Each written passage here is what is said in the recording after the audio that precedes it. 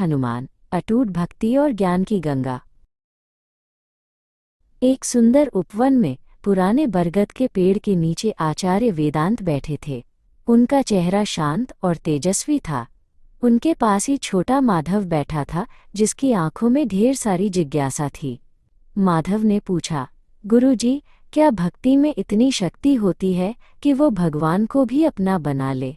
आचार्य मुस्कुराए और बोले, हाँ माधव, और इसका सबसे बड़ा उदाहरण पवनपुत्र हनुमान है, जिनकी महिमा तुलसीदास जी ने रामचरितमानस में बहुत सुंदर ढंग से गाई है। गुरुजी ने अपनी आंखें मूंद लीं और कहा, माधव, हनुमान जी केवल बलवान ही नहीं, बल्कि वे ज्ञान के बादल, ज्ञान का घन है। वे ज्ञान और गुण के सागर हैं। उनकी बुद्धि इतनी तीव्र है कि वे कठिन से कठिन परिस्थिति में भी प्रभु श्री राम का मार्ग प्रशस्त करते हैं। उनका हृदय सदैव राम नाम के जाप से भरा रहता है। माधव ने उत्सुकता से पूछा, गुरुजी, हनुमान जी श्री राम से पहली बार कहाँ मिले थे? आचार्य वेदांत ने बताया, ऋष्यमुख पर्वत पर, जब प्रभु राम अपने भाई लक्ष्मण के साथ माता सीता को खोज रहे थे। वहाँ हनुमान जी ने अपनी चतुरता और भक्ति से सुग्रीव और श्री राम की मित्रता करवाई। प्रभु राम इतने दयालु हैं कि उन्होंने सुग्रीव को गले लगा लिया और उसे उसके राज्य और सम्मान को वापस दिलाने का वचन दिया। गुरुजी ने कहानी आगे बढ़ाई। जब समुद्र लांघने की बारी आई तो हनुमान जी चुपचाप बैठे थे। तब ऋक्षराज जाम्बवान ने उन्हें उनकी छिपी हुई शक्तियों की याद दिलाई। जाम्बवान की वाणी सुनते ही हनुमान जी का शरीर पर्वत जैसा विशाल हो गया। प्रभु के प्रति उनकी भक्ति ही उनका सबसे बड़ा बल बनी। माधव ने पूछा, क्या लंका में भी कोई प्रभु का भक्त था? आचार्य ने कहा, हाँ। जब हनुमान जी लंका पहुँचे तो उन्होंने वहाँ विभीषण को देखा। विभीषण रावण का भाई था, लेकिन उसके महल पर राम नाम लिखा था।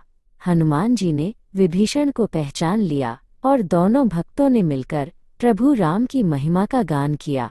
हनुमान जी ने विभीषण को सिखाया कि सच्ची भक्ति कहीं भी रहकर की जा सकती है। फिर हनुमान जी माता सीता से मिले। गुरुजी की आवाज़ गूंजी। माता सीता शोक में डूबी थीं। हनुमान जी ने उन्हें प्रभु की मुद्रिका दी और श्री राम का संदेश सुनाया। माता सीता इतनी करुणामयी है कि उन्होंने हनुमान जी को अपना पुत्र माना और उन्हें अजर अमर होने का वरदान दिया। उन्होंने दुखी होने के बावजूद हनुमान जी को आशीर्वादों से भर दिया। माधव भावुक होकर बोला, प्रभु राम ने जब हनुमान जी को वापस देखा होगा तो वे कितने खुश हुए होंगे। आचार्य बोले, हाँ माधव, जब हनुमान जी माता सीता का समाचार लेकर लौटे तो प्रभु राम का हृदय भर आया। उन्होंने हनुमान जी को उठाकर अपने गले से लगा लिया। उस समय प्रभु ने कहा कि वे हनुमान के इस ऋण को कभी नहीं चुका पाएंगे। यह एक भक्त के लिए सबसे बड़ा पुरस्कार था। माधव, प्रभु राम केवल अपनों पर ही नहीं, बल्कि शरण में आए शत्रु पर भी दया करते हैं। जब विभीषण रावण को छोड़कर प्रभु की शरण में आए तो प्रभु ने उन्हें बिना किसी संकोच के स्वीकार कर लिया। उन्होंने विभीषण को लंका का राजा घोषित कर दिया। प्रभु का स्वभाव ही ऐसा है, जो उनकी शरण में आता है वे उसे अपना लेते हैं।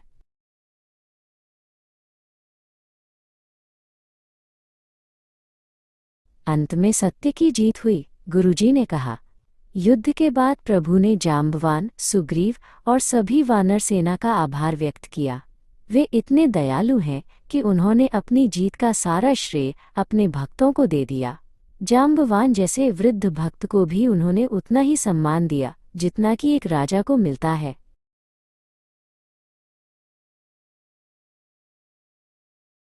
माधव ने आचार्य के चरण छुए और कहा, गुरुजी, आज मैंने समझा कि भक्ति का अर्थ केवल प्रार्थना करना नहीं, बल्कि हनुमान जी की तरह पूरी तरह से समर्पित होना है। आचार्य वेदांत ने उसे आशीर्वाद देते हुए कहा, बिल्कुल माधव, जो राम का भक्त होता है उसे पूरी दुनिया में प्रेम और करुणा ही दिखाई देती है।